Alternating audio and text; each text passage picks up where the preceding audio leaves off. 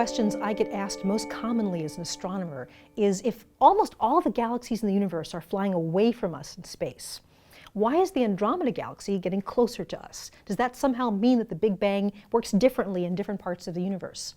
And the answer simply is no. Space is expanding because of the Big Bang. All of space is expanding in every direction all at once. And from our viewpoint, that means that it looks like all the other galaxies are moving away from us. But not all the universe around us appears to be expanding. For example, the Earth doesn't seem to be getting any farther away from the Sun. The Sun is not getting any farther away from our galaxy. Think about smaller scales like your body. Your body, luckily, is not expanding along with the universe. And the reason is that the expansion of the universe is actually a pretty gentle force. You really only notice it out in the middle of nowhere in the vast reaches of space between the galaxies. There's a lot of space out there, so there's a lot of space to expand, and so you really notice this expansion. But there are things that are stronger than the expansion force. For example, my body is held together by chemical forces and by electrical forces. That is much, much stronger than the tiny little push that space has to expand inside me. I hold together very well.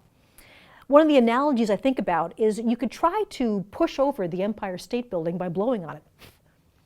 You are actually exerting a force on the Empire State Building by blowing on it. You can measure that force, but you're not going to blow over the Empire State Building. There are things that are much stronger than this omnipresent but gentle force of the expansion of the universe. The gravity between the Sun and the Earth is stronger than space's pressure to expand over that scale. That's also true of the galaxy. We are held in orbit around the center of the galaxy. Gravitationally, that's much stronger than any expansion force. So why is Andromeda different? Andromeda is close enough to our Milky Way galaxy that the gravity between the two is strong enough for the two to start moving together. Yes, space is expanding between us and the Andromeda Galaxy, but gravity is accelerating Andromeda toward us faster than that expansion. And in fact, that means that Andromeda is going to collide with the Milky Way in a couple billion years. And we see this happening all over the universe. There are clusters of galaxies where the galaxies are close enough together that they are merging and colliding. When galaxies are far enough away from each other that the gravitational force is weaker, the acceleration due to gravity is weaker than the outward expansion, then they start moving away. Now, one of the intriguing things is that we don't know what the future holds when it comes to the expansion force of the universe.